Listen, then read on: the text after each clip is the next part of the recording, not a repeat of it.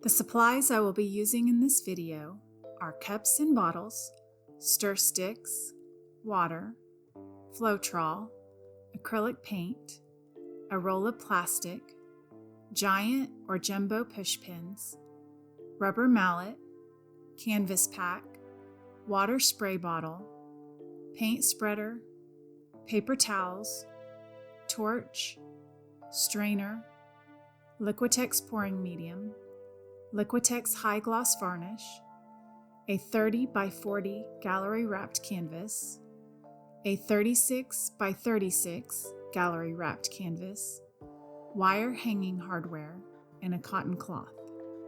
The paints I typically use in my fluid art paint pours are Artist Loft soft body acrylic paint in quartz for large surface areas like a dining table or large canvas, Artist Loft Level 1 acrylic paint,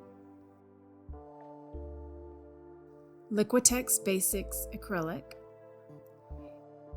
Amsterdam Standard Series acrylic, Arteza Premium acrylic, Modern Masters metallic paint, and Winsor & Newton Galleria acrylic. I recommend starting with Artist Loft Level 1 and Liquitex Basics acrylic paints.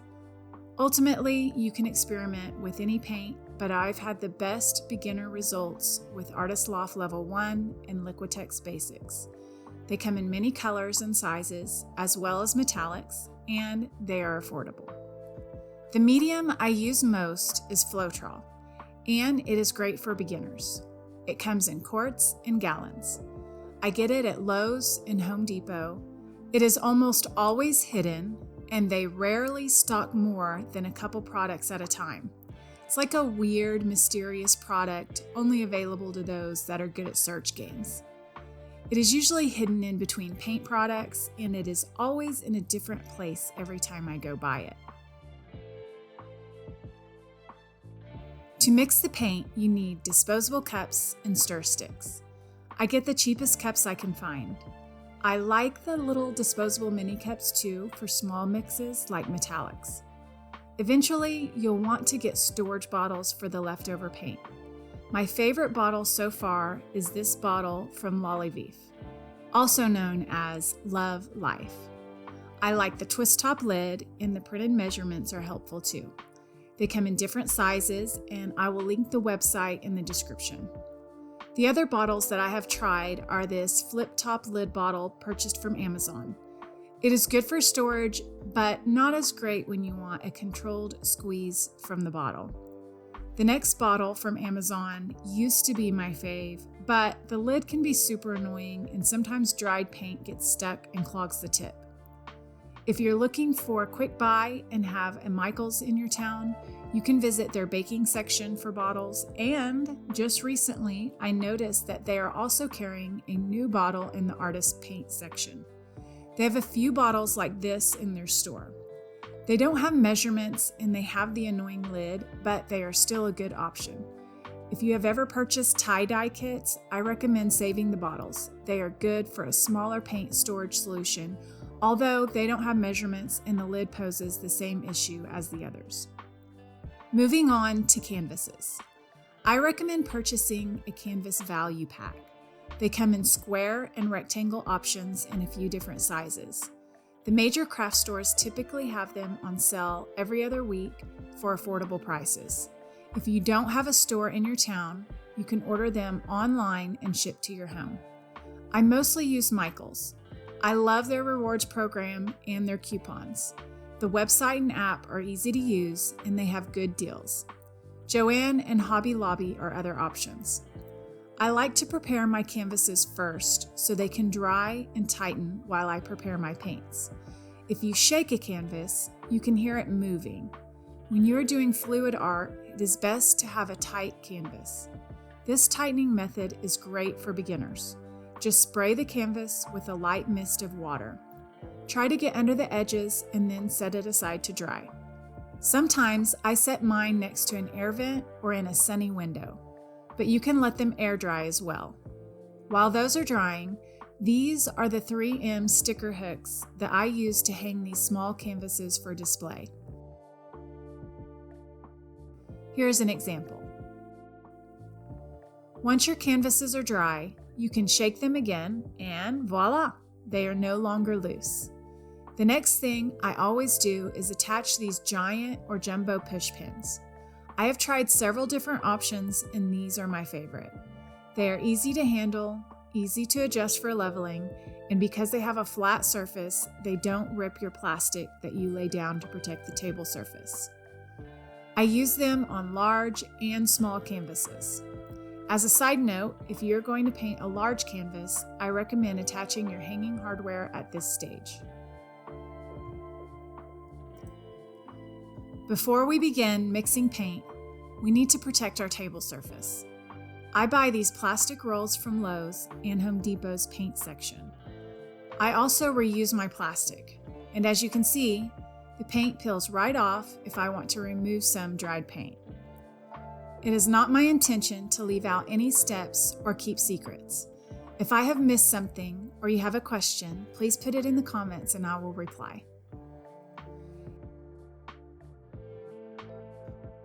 It is good to have an idea of how much fluid paint you need to cover your canvas before you start. The formula is to take your surface area formula, which is area equals length times width. My canvas is 12 inches by 18 inches, so if I multiply that, then my area equals 216 square inches. Next, divide 216 by 28 to get 7.7 fluid ounces. The edges are minuscule, so I'm not going to calculate that area. But if you're doing a canvas with wider edges, then you need to include that area in your total. My plastic cups hold 16 fluid ounces, so I will need about a half of a cup of fluid paint for one 12 by 18 canvas. I'm going to show you two techniques on two canvases, so I need to double my total of 7.7 fluid ounces, which is 15.4 fluid ounces. Now, let's mix some paint. I think it is best to sit down and turn on some good music and let this part be meditative. You don't want to be in a rush. If you mix the paint up 24 hours or so before painting, it reduces air bubbles in your fluid paint mix. Also, don't let the mixing overwhelm you. It does not need to be exact, but it does need to be thin enough that you get good flow on the canvas. And you need each mix to be a similar consistency so that your colors don't sink under other colors as the painting dries. I like to use distilled water. You don't have to, but keep in mind that water from the faucet is treated with chemicals and may not be as clean as distilled water. I start with pouring a bit of distilled water into my mini cup because it's easier to control and you don't want to use too much water by accident. I also strain the Floetrol to filter out any clumps or dried pieces. I will use Artist Loft paint for these pieces. I'm going to start mixing the white paint first, and from my experience, I already know that I use more white than the other colors, so I'm going to mix up quite a bit more than I will for the others. I start by putting paint in first, mostly because I want a visual of how much is in the cup. I have seen other artists put the paint in last, and that is okay too. The basic formula is 1 part paint, 2 parts water, and 3 parts Floetrol. Again, this doesn't need to be exact, and it varies based on the pigments, brand, and other factors.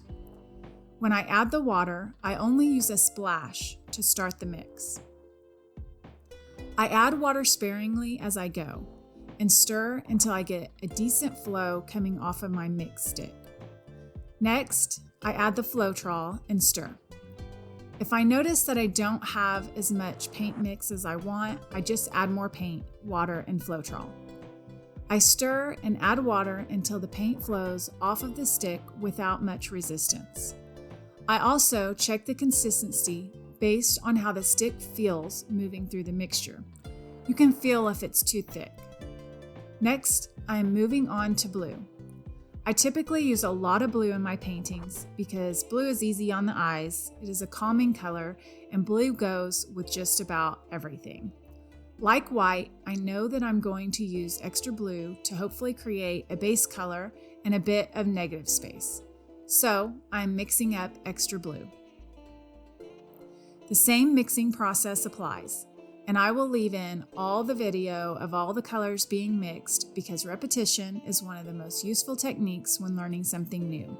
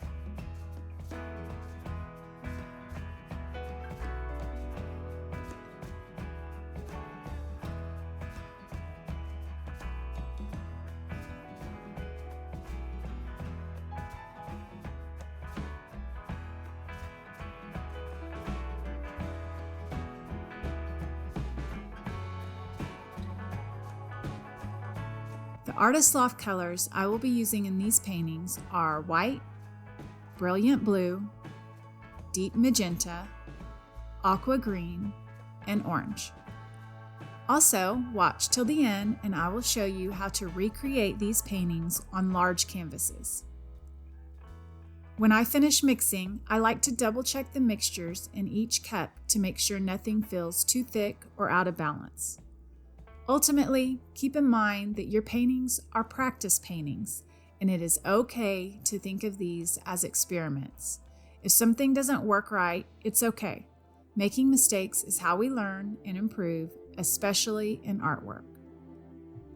The first technique I am showing you is the cup pour, and it is one of the easiest and also one of my favorites. You should make sure the painting is level. But for small paintings like this, it's not as big of an issue.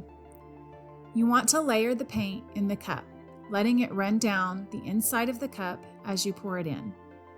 You can do the colors randomly or have a pattern in mind. Again, I'm going to use extra blue to hopefully create a base color and some negative space within the painting. Next, I'm going to add the colors and mostly do white in between each color to keep the accent colors from getting muddy. I already know from my calculations that I need about half of this cup full of fluid paint to cover the canvas. One of the mistakes that I made here is that I should have put more paint in the cup because it is not quite enough, as I'm going to realize as I start to spread the paint across the canvas. And if I'm being honest, I make this mistake a lot. I think it's probably because I don't like to waste paint, and so I end up causing myself stress, and I should just use more paint.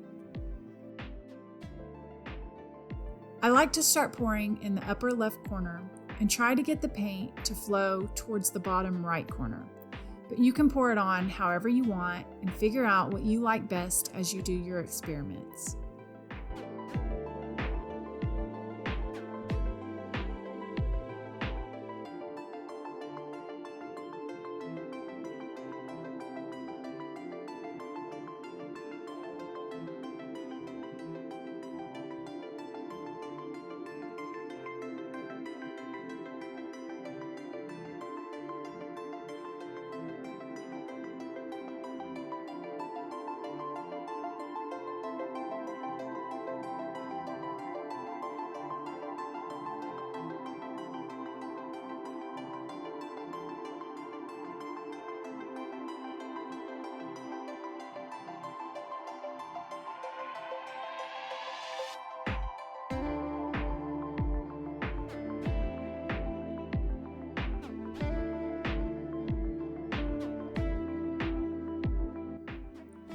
Touching up the edges is easy.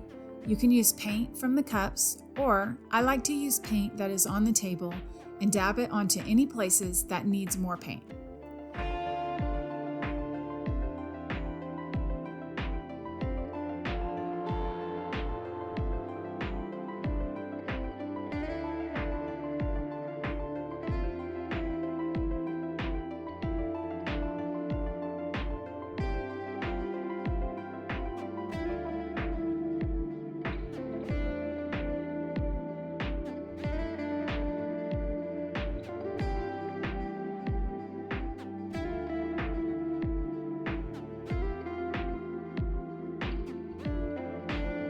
Take your paint spreader and gently scrape the drips from the underside of each edge. Be careful that you don't scrape the side edge and mess up your composition.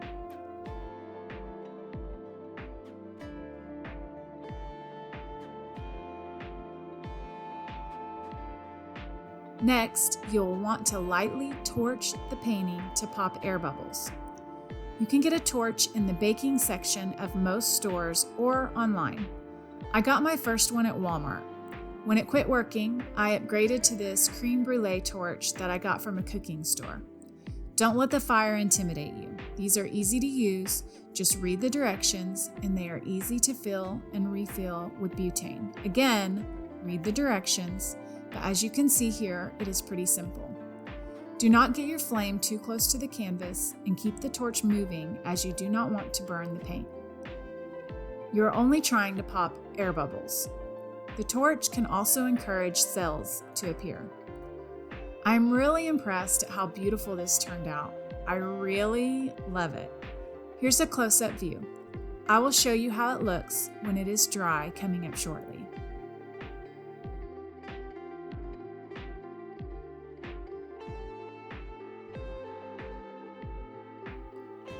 Moving on to the next technique, the ring pour. This technique is also pretty easy and one of my favorites as well.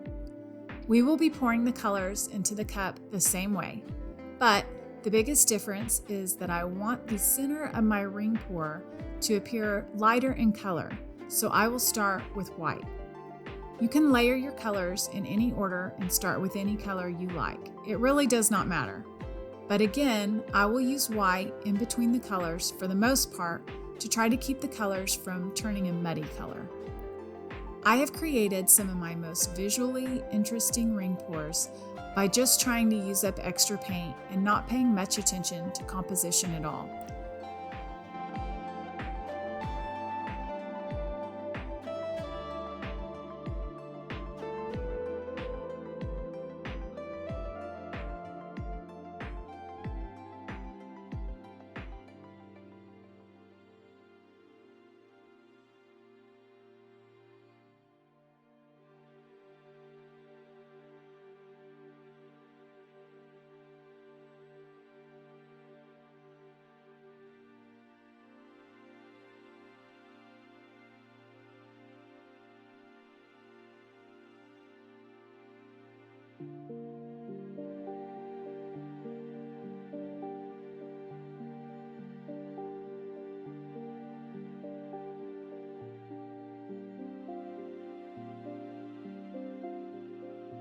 You can start your pour anywhere on the canvas, but I'm going to try to keep the circular form in place, so I'm going to start and stay in the center. I'm also going to just keep it simple and not move my cup much as I am pouring.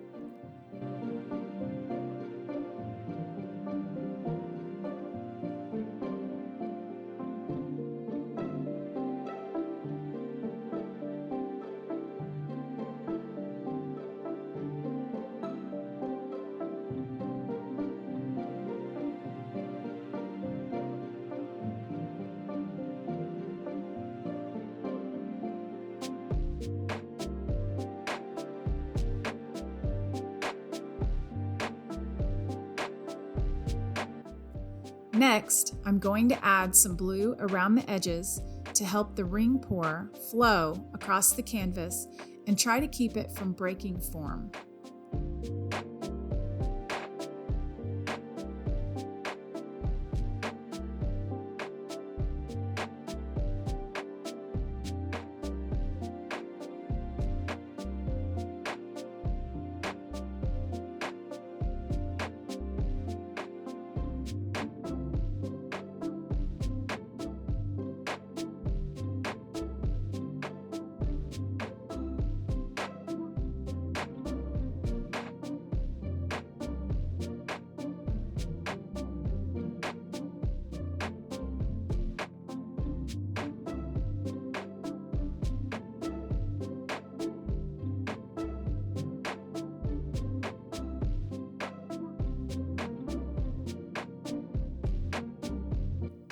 Torch the painting to get rid of the air bubbles. Touch up the edges with paint from the table and carefully scrape the drips from the underside. Wow, I am impressed again. It is so pretty. Here's a close-up view of how it turned out. I will show you how it dried coming up. I think it is best to just leave the paintings alone where they are if you can, and walk away so they can dry. It can take anywhere from 24 hours or longer to dry depending on how thick the paint is on the canvas and the temperature in your workspace. These were dry to the touch after 24 to 48 hours.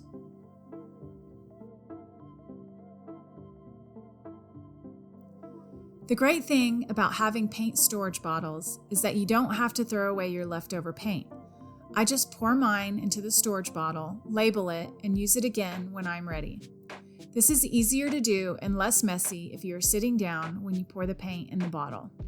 You can use a funnel if you need one, but you'll have to clean it after each pour.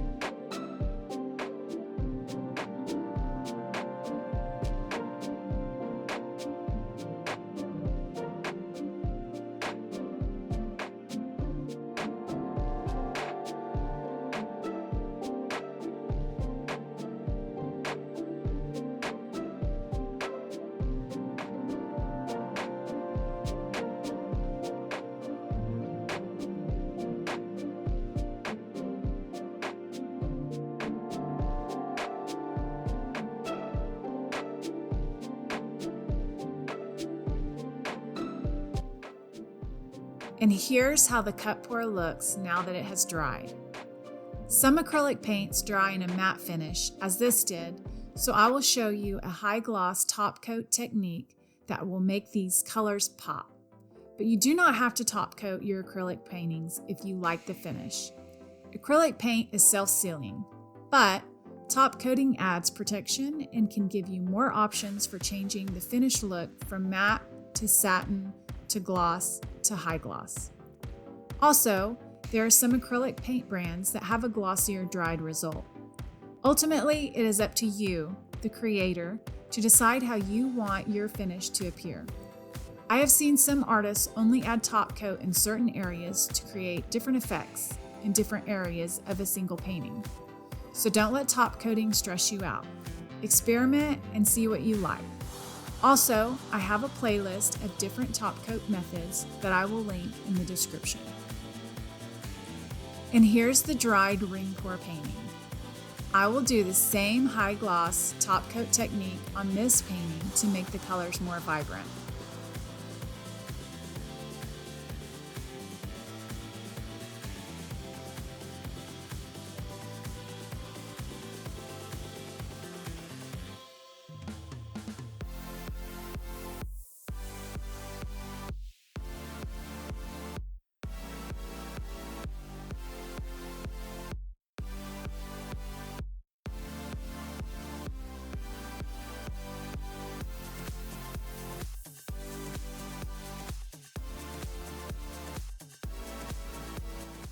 I will be using Liquitex High Gloss Varnish combined with Liquitex Pouring Medium for this top coat technique.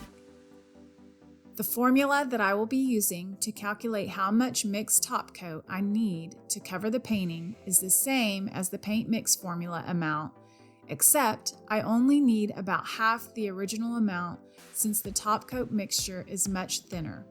So I'm taking my original total of 7.7 fluid ounces and dividing by 2 to get 3.85 or 4 fluid ounces. I'm going to top coat both paintings, so I will double my total to get 8 fluid ounces. The basic ratio for this top coat technique mixture is equal parts pouring medium and high gloss varnish with a splash of water. Do not shake the varnish or you will get a massive amount of air bubbles, and mix gently. This video is sped up, but I assure you I mix the pouring medium and varnish with a splash of water slowly, even though it doesn't look like it here. Another important detail is that the varnish starts drying as soon as you lay it down, so we have to work quickly.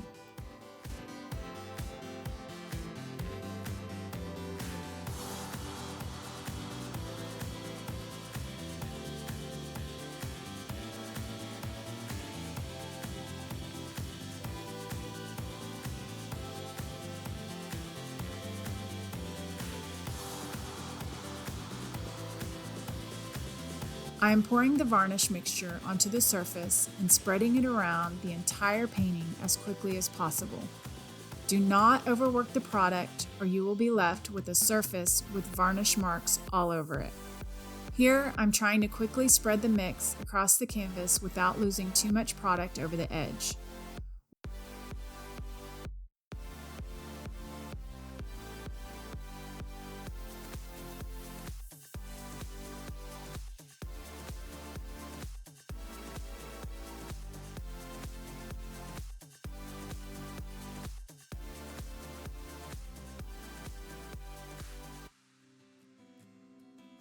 Once it is covered, you can tilt the canvas to try to spread the mix, but it does not flow the same way the paint flows, and it can cause issues, so I recommend keeping the tilting to a minimum.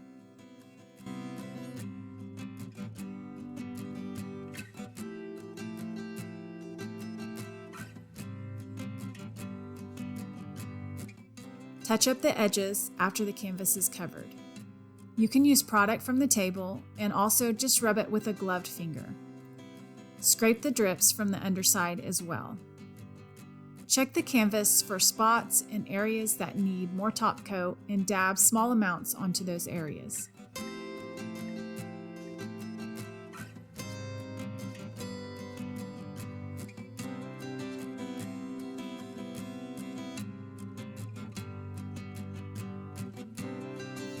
Quickly torch to remove air bubbles and then dab top coat on any areas where a bubble popped and left an indentation on the surface.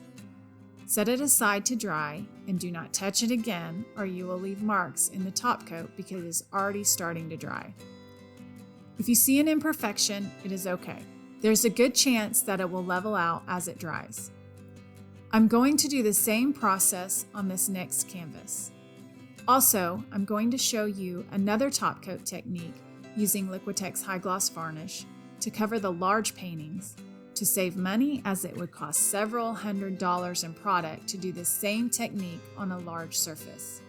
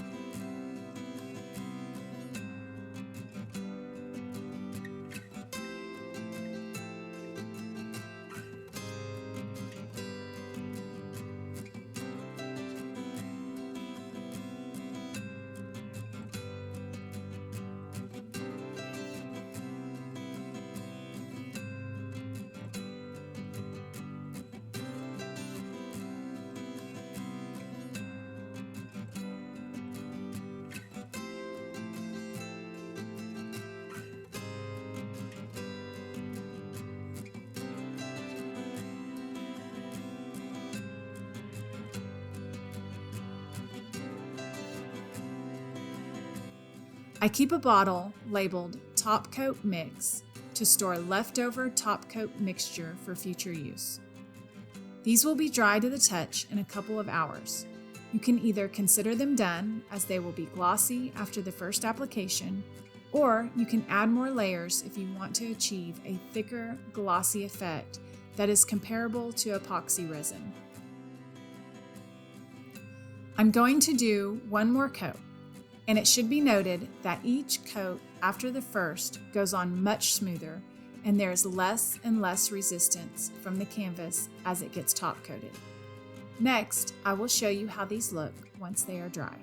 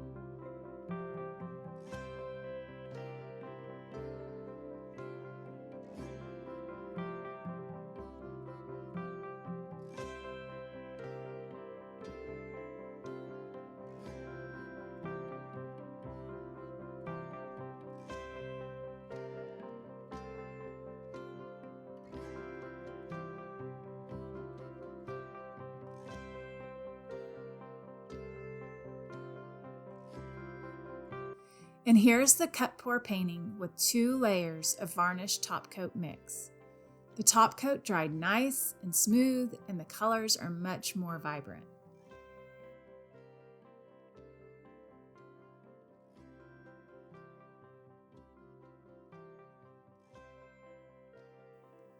And here is the ring pour painting with 2 layers of varnish top coat mix.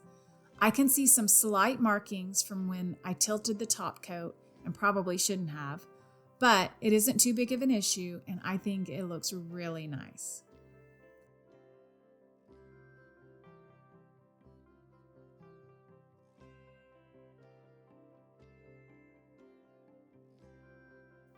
And here they are side by side, and they look so good that I cannot wait to recreate these on large canvases. So here we go. We start with figuring out how much paint mix we need to cover the canvas. I'm going to do a 30 by 40 cut pour first. The formula is the same here with one difference. Our area is 30 times 40, which equals 1200. And this time, we need to include our edges because they are much wider than the small paintings. My edges are 1.5 inches, so I take 30 times 1.5, which equals 45, times 2 edges, which equals 90. Then I take 40 times 1.5, which equals 60, times 2 edges, which equals 120. So, to get my total area, I need to add 1200 plus 90 plus 120, which equals 1410. Divide that by 28 to get 50.36 fluid ounces. And if you're thinking that is a lot of paint, you are right, which is why it is so important to calculate how much paint mix you will need, because large paintings need a lot of paint mix to cover the entire surface area. Here we go. As you can see, I need a much larger cup to hold the paint. I get these from the paint section at Lowe's and Home Depot. Start filling the cup the same as before. I'm going to use extra blue and extra white, trying to use white in between each color.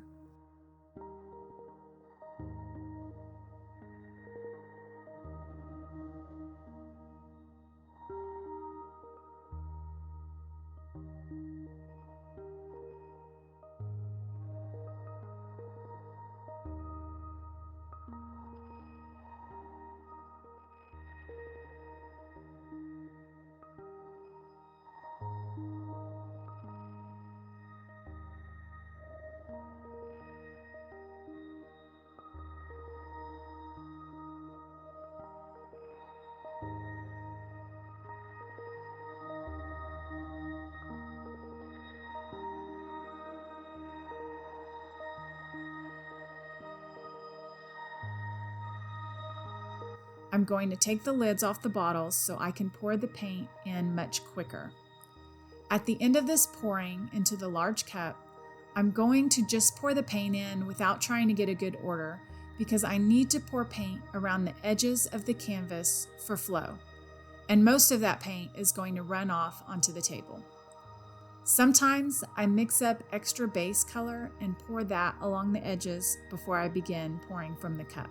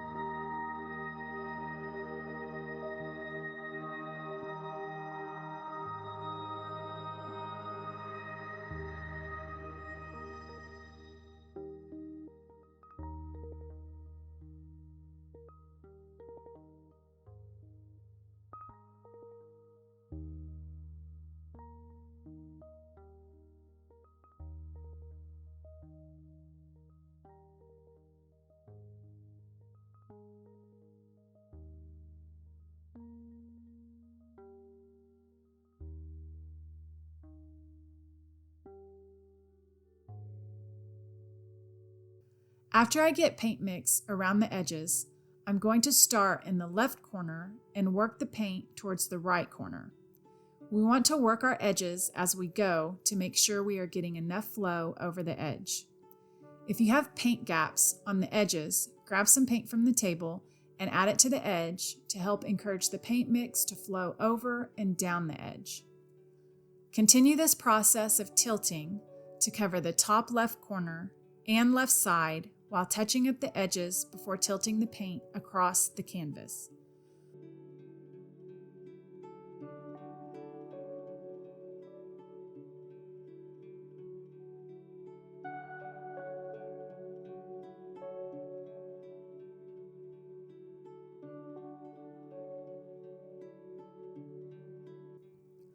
Once you have good coverage on the top left corner and the left side, as well as those edges, then we can move on to spreading the paint mix to the other side. Continue touching up the edges, and then we can work the flow down to the bottom and right corner.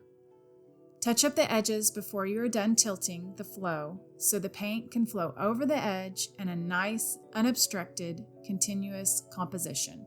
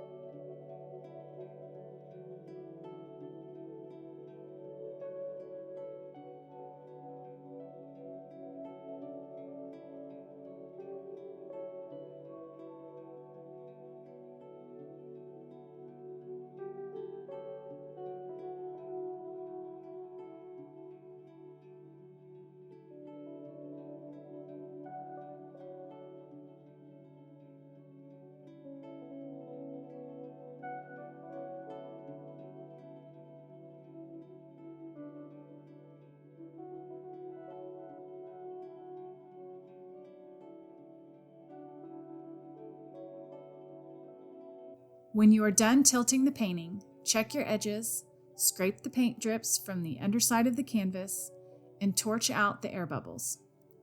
Leave the painting to dry in its current location if possible. This painting was dry to the touch in just over 48 hours. But before I show you how it dried, let's take a close-up look while it is wet.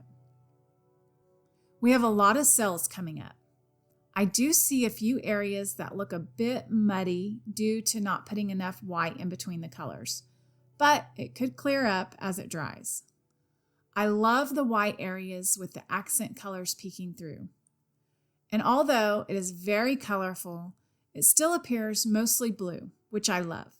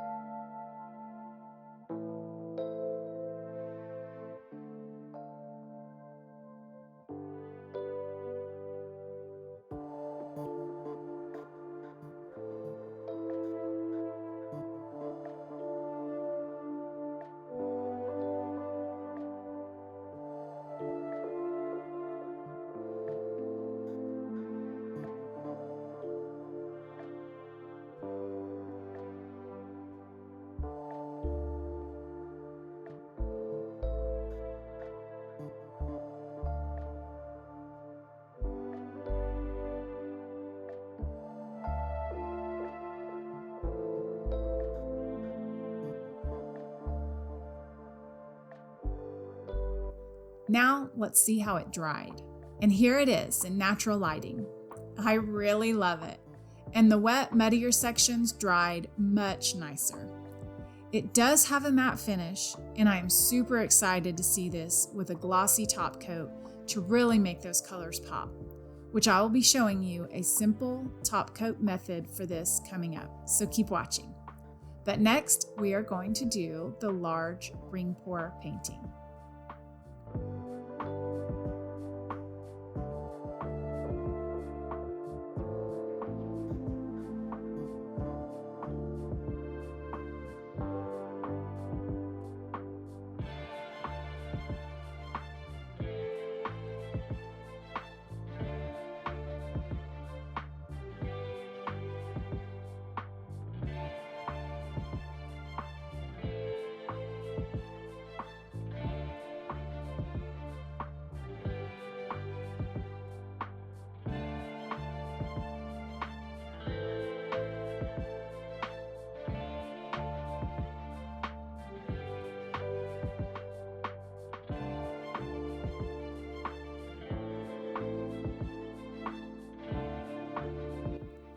The formula to calculate how much paint we need for the 36 by 36 canvas is the same method as before.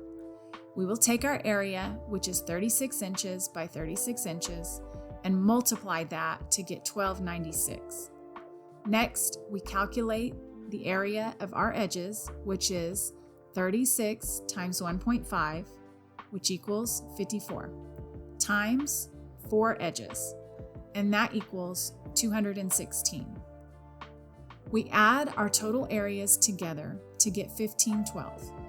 Divide that by 28 to get a total of 54 fluid ounces of mixed fluid paint. I will be using another large cup to hold the paint, and I will layer the paint similar to how I layered it in the small version, again, starting with white to create a lighter effect in the middle of the ring pour.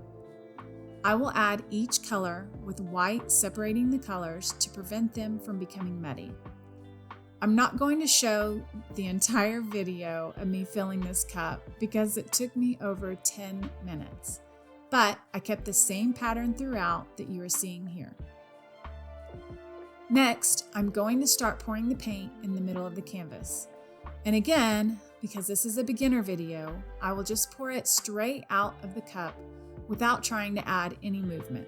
And yes, my arms do get tired, and this video is sped up about 4 times its normal speed, so I was holding and pouring this cup much longer than it appears here. It is true that working with a large canvas can take a bit more endurance, strength, and agility when doing certain painting techniques. I'm going to torch for air bubbles, which also create some cells that will get stretched out. I am adding a cup of blue paint to assist the flow and help keep the integrity of the form. I considered adding 2 cups of blue here to increase the flow, but I really want to stretch the ring pour to keep the paint thinned out and not too thick in the middle, which could lead to really long dry times and also potential cracking. Start tilting your paint to cover the canvas. I'm going to try to keep the center intact by tilting the paint across in a clockwise pattern, being careful to keep the center from spilling over the edge. Again, touch up your edges as you go, but this technique doesn't require as much touch-up because you generally have more side runoff that covers the edges. The corners will need extra attention though.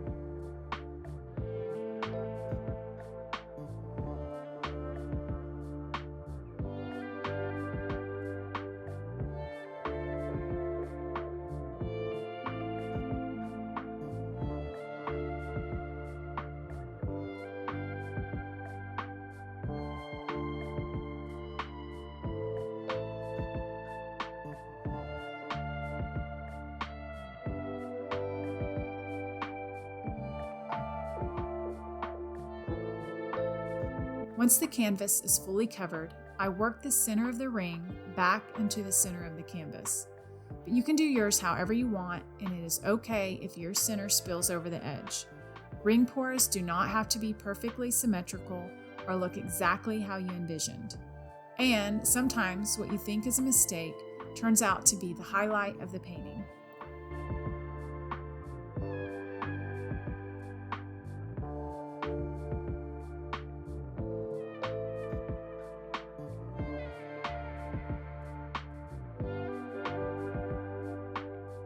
Make sure you scrape the drips from the underside of the canvas and torch out any air bubbles. And then leave it alone and let it dry. This ring pour took over 72 hours to be dry to the touch. Next, I will show you a close-up video while it is still wet.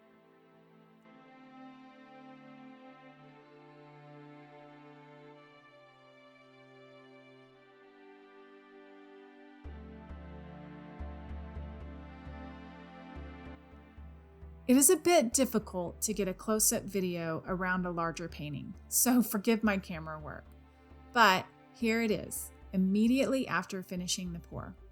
As you can see, we have lots of cells and lots of color, but I still have blue showing as my base color, which is great for achieving a sort of negative space, which I think is an important composition characteristic for some large canvas artwork, especially with fluid paint pours, which can appear very busy, and negative space can balance that out.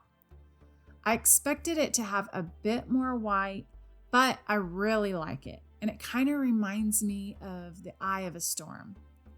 I'm super excited to see how it dries, and I will show you that next.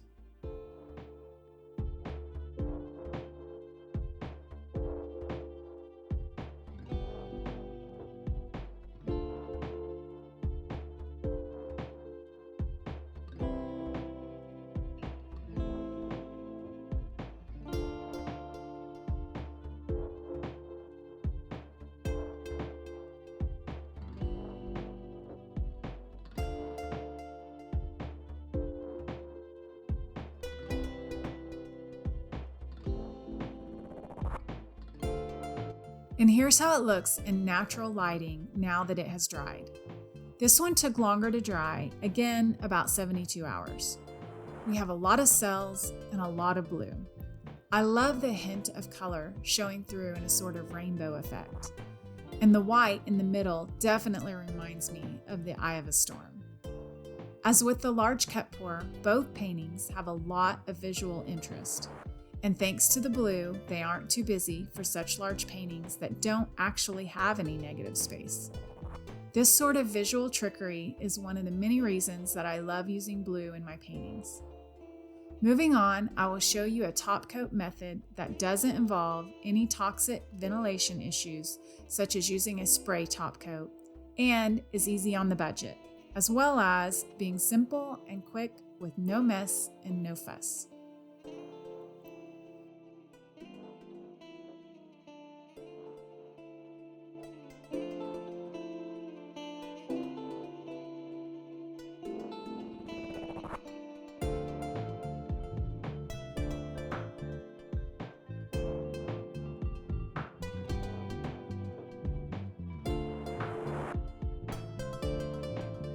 So, without further ado, here we go.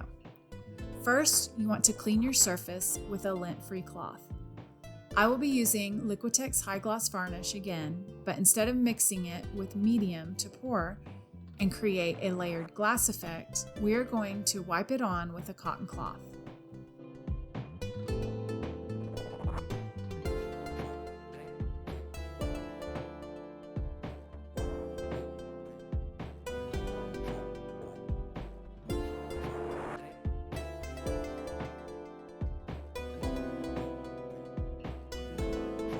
I'm using an old t-shirt that I cut up.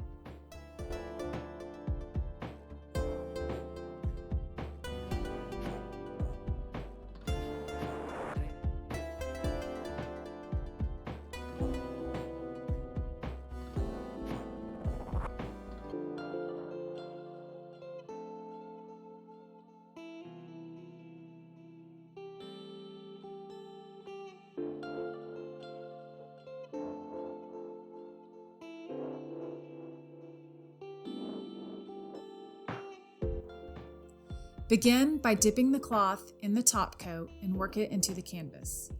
You just want to get it wet, not dripping wet.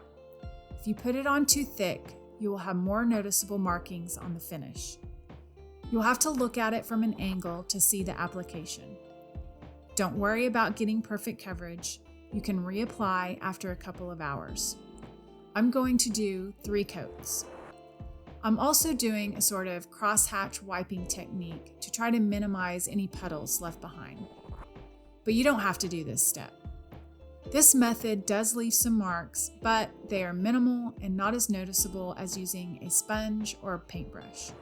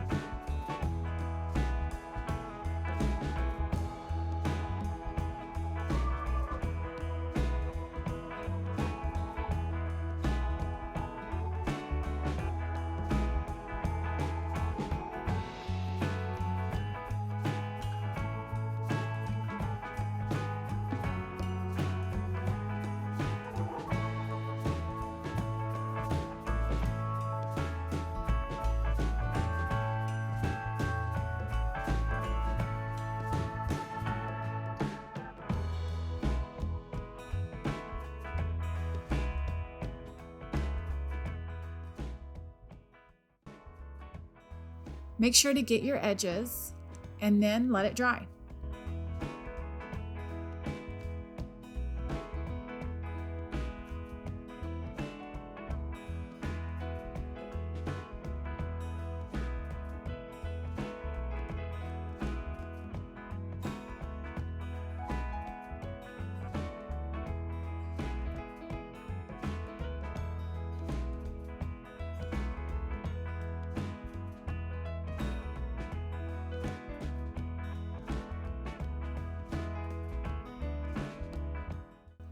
Again, I applied 3 coats of this method, and now I will show you how it turned out. Here's the top coat reveal in natural lighting. It's not as dramatic as the glass effect that we did on the smaller paintings, but it is still quite beautiful, vibrant, glossy, and protected.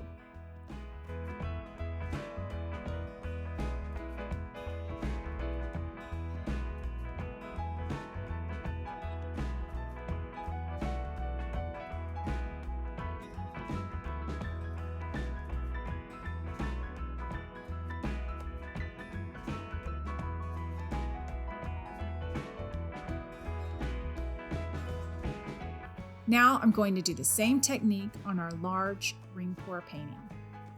I did 4 coats of varnish on this painting. As a side note, if you like the t-shirts I have been wearing in these videos, you can get one at adventuresinfluids.com. Also, I would be thrilled if you would give this video a thumbs up and subscribe to my channel. If you have a question, please leave it in the comments and I'll get back with you. I plan on making more helpful videos, and if you have a suggestion, please let me know. Thank you so much for watching. I hope this video has been helpful and inspires you to create. You can also find me on Instagram, Facebook, and Pinterest.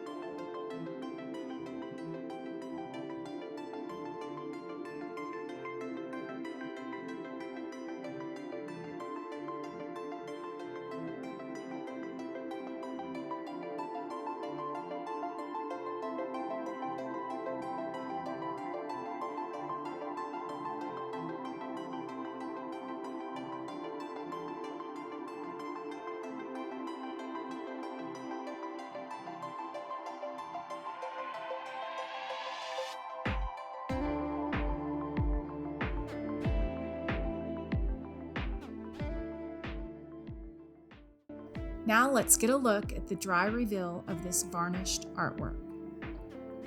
I am so excited about how it turned out.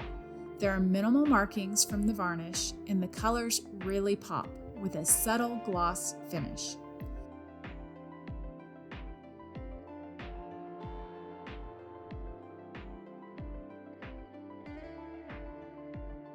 Now for a little extra fun, let's see how they look side by side. I'm calling the first one Reverie Skies because it reminds me of a beautiful blue cloudy sky from a fanciful daydream. The second is Eye of the Reverie because it reminds me of an eye of a storm but with a daydream sort of twist, with both paintings having the little hints of magenta, orange, and aqua blue.